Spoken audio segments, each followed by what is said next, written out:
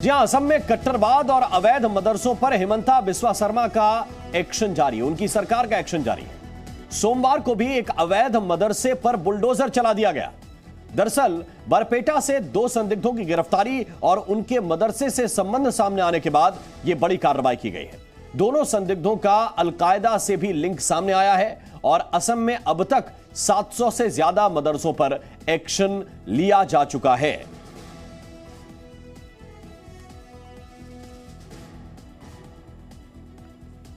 तो ये जरा देखिए 5 तस्वीरें। 2 संदिग्ध जो गिरफ्तार हुए हैं, उन आरोपियों से पूछताछ जारी है, लेकिन जिस अवैध मदरसे से इनका कनेक्शन था उस पर बुलडोजर चल गया है। और मदरसों का टूटना तो वैसे अखबारों की सुर्खियां बन रहा है, लेकिन मदरसों का जो अब तक का इतिहास रहा है उसको लेकर कई तरह के सवाल पहले से उठते रहे। लोन देने वाले आपकी मदद नहीं करते, वो लाभ कमाने के लिए देते हैं। तो कौन अच्छा है और कौन बुरा है जानना चाहते हैं तो फ्रीडम ऐप को अभी डाउनलोड कीजिए।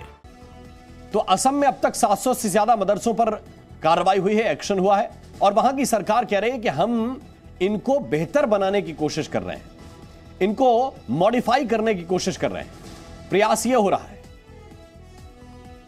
I don't want to generalize anything.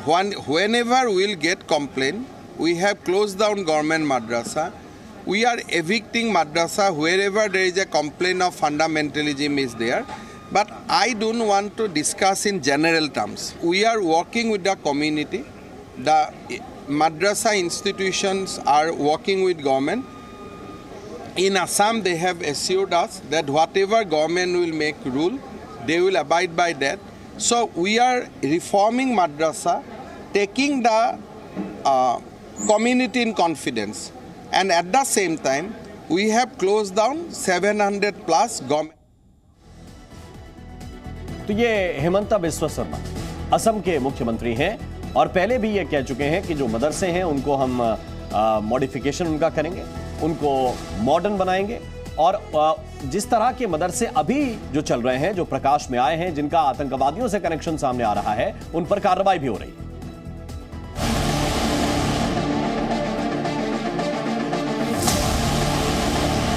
Al Qaeda के निशाने पर है असम। असम में चलाए जा रहे हैं स्लीपर सेल के ट्रेनिंग सेंटर। असम में अवैध मदरसे की आड़ में कट्टर जिहाद की पाठशाला चल रही है। सवाल यह है कि क्या असम के कुछ इलाके आतंकियों के फेवरेट स्पॉट बन गए?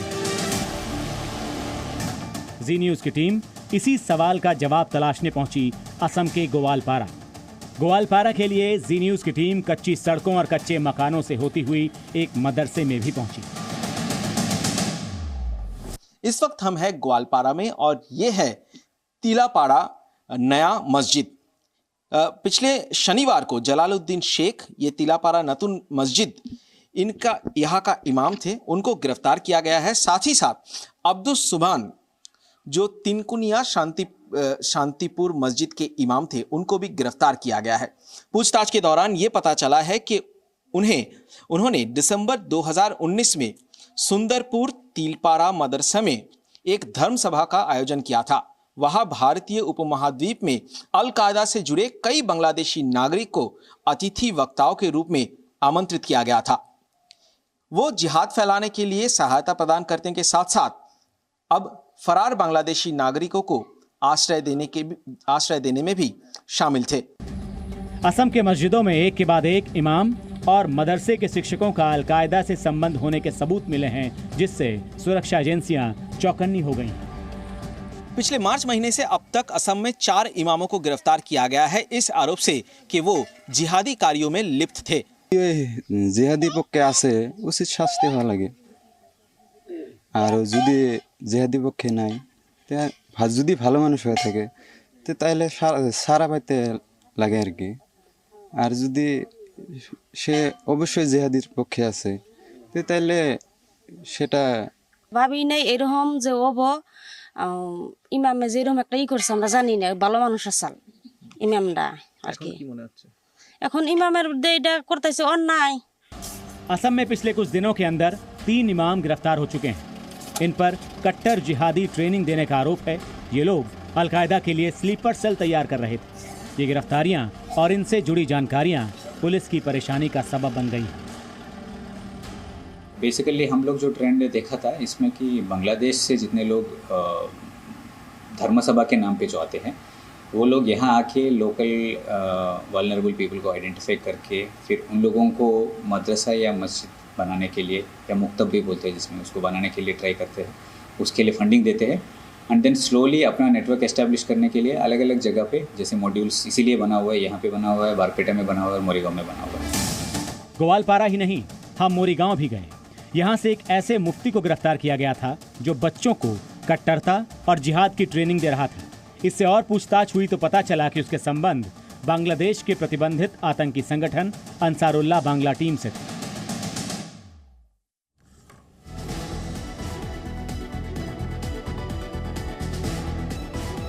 तो ये रिपोर्ट हमने आपको दिखाई और कल भी जिस मदरसे पर एक्शन हुआ है, जो मदरसा बुलडोजर से ढा दिया गया, उसके पीछे भी यही सामने आया कि वहां भी आतंकी पाठशाला चल रही थी।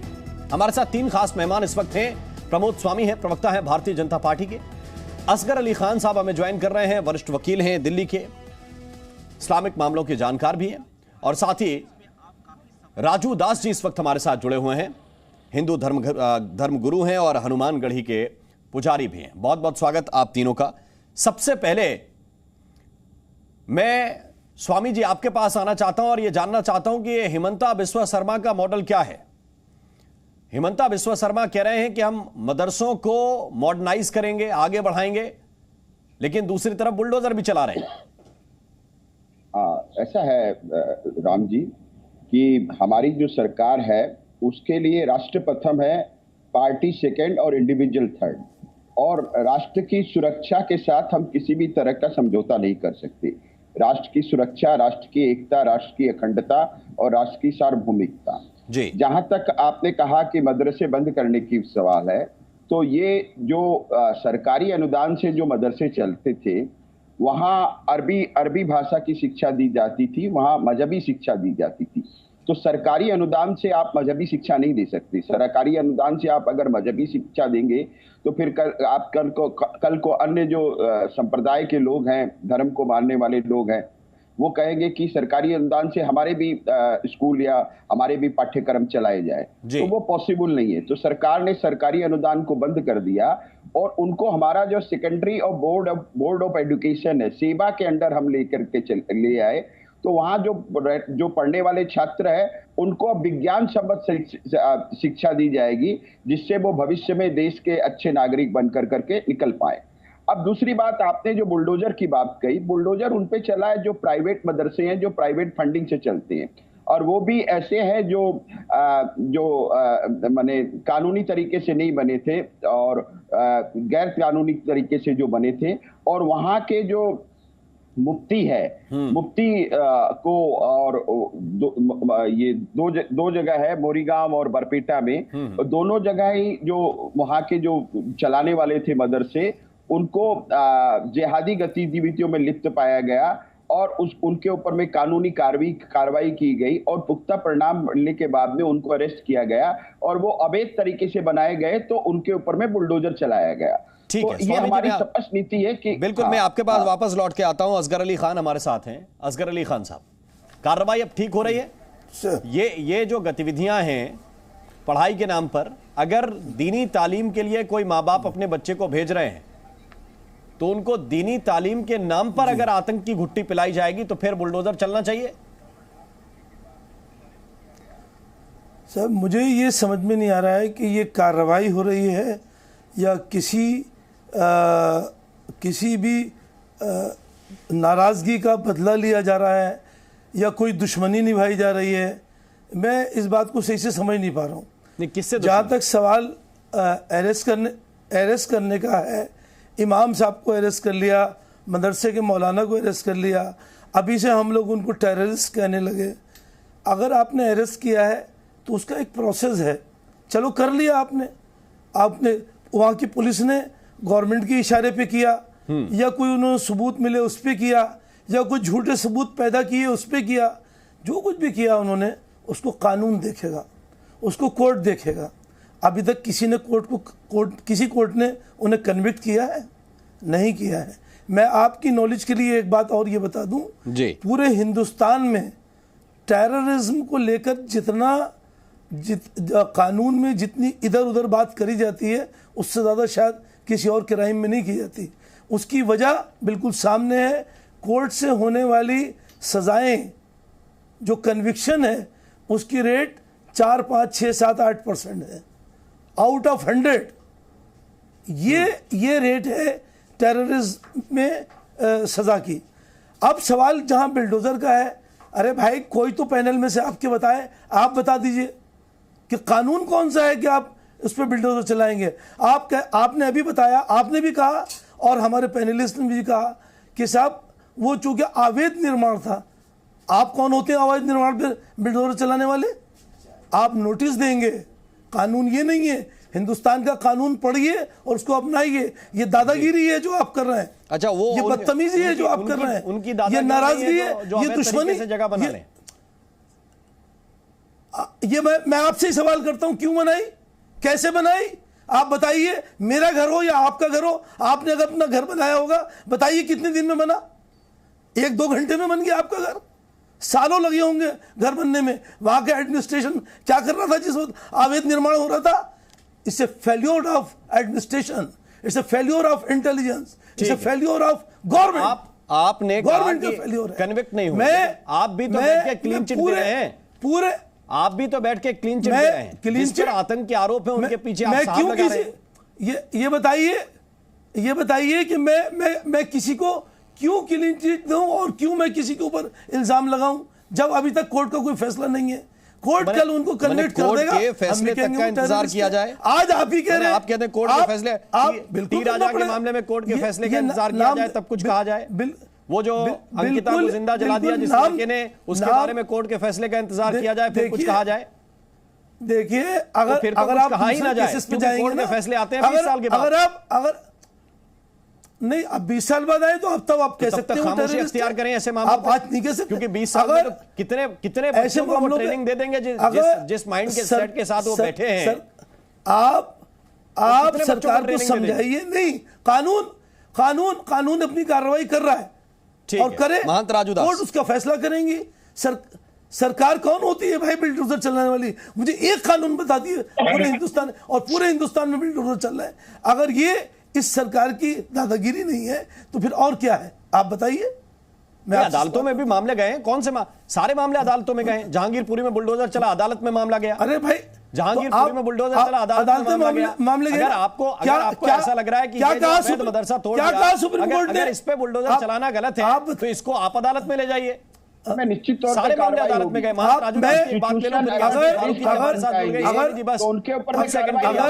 देखिए राम जी, अगर पूरे हिंदुस्तान की प्रॉपर्टी को अगर पूरे हिंदुस्तान की प्रॉपर्टी को आप देखेंगे, आधी 50% प्रॉपर्टी पे आपको बिल्डोजर चलाना पड़ेगा। जिस अवैध निर्माण की आप बात कर रहे हैं, मैं आपसे दावे से कह रहा हूं 50% से ज्यादा आप क्यों नहीं चलाते? जिस शहर में आप राजूदास जी, देखिए, जिस प्रकार से असम में आतंकी गतिविधि एक शिक्षण संस्थान और एक धार्मिक जगह से निकल रहा है, बहुत ही दुर्भाग्य है और देश के लिए बहुत ही खतरनाक है।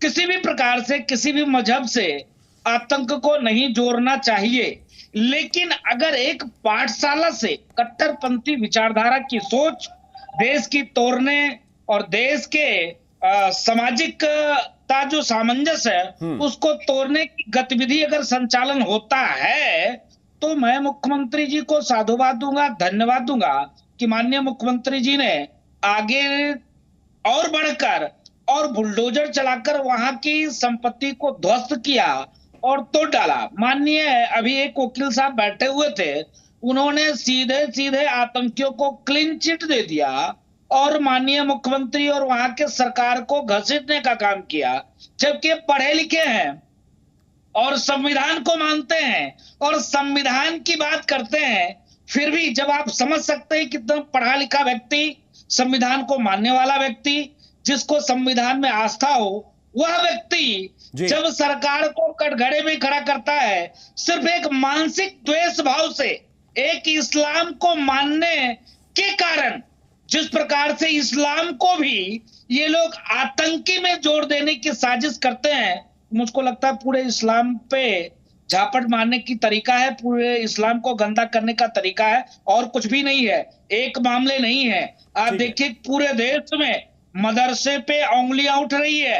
आप देखिए नुपुर शर्मा के मामले में सबसे पहले अगर कोई आया तो मदरसा आगे आया, और मदरसा आगे आकर एक आह्वान किया और रोड पे आई, पत्थरबाजी किया, गला काटने की प्लानिंग बनाई, क्या क्या नहीं कहा। यास्मीन फारूकी हमारे साथ। इसमें तो आगे यास्मीन फारूकी जी, एक तो आपका स्वागत है, और दूसरी बात ये कि अगर इस तरह की कार्रवाई सरकार करती है, क्योंकि बाद में आतंकवादी गतिविधियां घटती हैं, तो हम पूछने जाते हैं कि इंटेलिजेंस एजेंसियां क्या कर रही थी, सरकार के लोग क्या कर रहे थे, हम ही पूछते हैं सवाल। और अगर ऐसे लोगों को पकड़कर जेल में डाला जा रहा है, तब भी ये असगर अली खान साहब कह रहे हैं कि उनको कन्विक्ट हो जाने दीजिए, तब बात करेंगे उनके बारे में।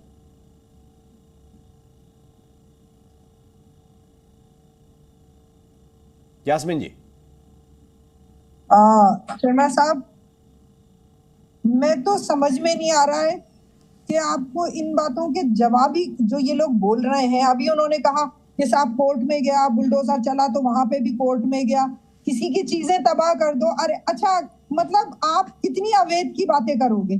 आओ आप पूरे हिंदुस्तान में हम अवैधों को ढूंढना शुरू करते हैं, कहाँ कहाँ क्या क्या अवैध चीजें चल रही हैं। फिर वही बात है, अगर नाम लोगे तो सबके बहुत बुरी तरह प्रॉब्लम खड़ी हो जाएगी। लेकिन अवैध लगा के आपको सिर्फ मस्जिदें तोड़नी है, आप उन पे कानूनी कार्रवाई करने ही कर रहे हो, आप सिर्फ नोटिस दे रहे हो। आप कोर्ट जाओ ना, आप कोर्ट क्यों नहीं जा रहे हो? आप कोर्ट जब जाते हो, सुनिए मेरी बात, आप कोर्ट जब जाते हो जब आप लोगों को बर्बाद कर देते हो, आप हिंदुस्तान में मेहनत की कमाइयों को बर्बाद कर रहे हो, आप हिंदुस्तान को बर्बाद कर रहे हो। आप कर क्या रहे हो? आपका सिर्फ एक ही काम है, मस्जिद टूट गई है तो बता दीजिए। क्या बोले आप? कहां मस्जिद तोड़ दी अवैध के नाम पे?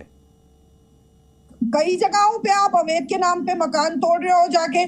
कोई आदमी एहतजाज कर रहा है, मतलब आप एहतजाज का हक छीनना चाह रहे हो। एहतजाज का हक आपको लग रहा है कि ये एहतजाज का हक क्या हो रहा है? अलकायदा के साथ किसी के कनेक्शन की बात आए, वो एहतजाज में आप जोड़ेंगी, प्रदर्शन में जोड़ेंगी? क्या मदरसों में जोड़ेंगी? क्या मदरसे कोई कानूनन जुर्म है क्या चलाना? नहीं, मदरसे कानूनन जुर्म है चलाना, लेकिन आतंकवादियों से संबंध रखना कानूनन जुर्म है। आरएसएस की शाखाएं चलाना, ठीक है, स्वामी जी को लेके आना चाहता हूँ। प्रमोद स्वामी जी नहीं है, वहाँ तलवारबाजी करना जुर्म नहीं है। असम के सोशल वो मीडिया बताएंगे आपको कि इसमें गालियां हो क्या रहा बकना है। जुर्म नहीं है। जी जी, ठीक है। मदरसे चलाना जुर्म है। मैं तो तालियां बजाने के लिए, अब सिर्फ हमारा काम ताली बजाना रह गया। आप हमारी बहन अपनी को ये मर्जी के बताना कानून चाहूंगा। बनाइए, मर्जी के कानून चलिए। प्लीज बहन जी जरा सुन लीजिए, आपने बोल लिया, मेरी बात सुन लीजिए बहन जी। मैं आपको ये बताना चाहूंगा कि उन्हीं मदरसों पे कार्रवाई की गई है जो मदरसे जिहादी एक्टिविटीज में जिनकी अरे आप पहले साबित तो करो इत्तेहादी एक्टिविटीज। आप बैठ मीडिया पे इत्तेहादी एक्टिविटीज चिल्लाने लगते हो, सारे मीडिया पे बैठ के ये ऐलान कर देते हो, और फिर उसके बाद वो है ना जेलों में सड़ा देते हो, उसके बाद आप उसको साबित नहीं कर पाते हो। क्या पहले साबित करो फिर बोलना। हिंदुस्तान में बोलने की आजादी का ये मतलब नहीं है कि पूरे मुसलमानों को आप आतंकवादी साबित कर दो। मैं कैसे बोलूंगा बताइए? एंकर महोदय इनको चुप कराइए। कितने लोगों की बात करोगे? वो जब मामला ठंडा होता है बस आपको मीडिया में बैठ के सुनना है और कोई काम नहीं। मामला ठंडा ऐसे डिबेट नहीं होगा जब एक के बाद एक निकलना बंद नहीं होंगे। अरे लगातार निकल रहे हैं यास्मीन जी, मामले लगातार सामने आ रहे हैं। एक हो, दो हो तो फिर ठंडे भी हो जाएं कि एक ना दुक्का लोग थे, गलत थे। ये मसला विचारधारा से जुड़ा हुआ है। रुक जाइए एक सेकंड, उनका जवाब लेंगे तब तो आपको आगे सवाल होगा। यास्मीन जी प्लीज जवाब ले लीजिए, फिर आप बोल लीजिएगा। हाँ, क्या जवाब? यही समस्या है, यही समस्या है। जब हम राष्ट्र की सुरक्षा के संबंध में बात करते हैं, जब हम जिहादियों के विरुद्ध कार्रवाई करते हैं, तो ये जो स्लीपर सेल जो है उनसे सहानुभूति रखने वाला, ये किसी को बोलने तक नहीं देता। बोलने की ये ऐसे तो कहते हैं कि इंटॉलरेंस है, लेकिन इस टीवी डिबेट पे देख लीजिए इंटॉलरेंस कहाँ है। मैं उनके बीच में एक शब्द नहीं बोला, और जैसे ही मैंने बोलना चालू किया इन्होंने मुझको रोकना आरंभ कर दिया। मैंने ये कहा कि जो 2 सरकारी मदरसे ढाए गए हैं उनके इमाम है, उनकी संलिप्तता के प्रमाण मिले हैं, वहाँ आतंकवादी अलकायदा से उनकी संलिप्तता के प्रमाण मिले हैं, वहाँ आतंकवादी का आना जाना था, इसके प्रमाण मिले हैं, और साक्ष्यों के आधार पर उनको गिरफ्तार किया गया। और वो जो मदरसे बने वो सरकारी जमीन पे गैर कानूनी तरीके से बने, तो गैर कानूनी तरीके से आप सरकारी जमीन पर अगर मदरसा बनाएंगी तो उसके विरुद्ध में कार्रवाई होगी, और दूसरे फिर वो मदरसे सरकारी जमीन पे कितनी चीजें मकान लोगों के सरकारी जमीन में क्या-क्या ये क्या कर रही है, भारत विरोधी गतिविधि में शामिल होकर लोन देने वाले आपकी मदद नहीं करते, वो लाभ कमाने के लिए देते हैं। तो कौन अच्छा है और कौन बुरा है जानना चाहते हैं तो फ्रीडम ऐप को अभी डाउनलोड कीजिए।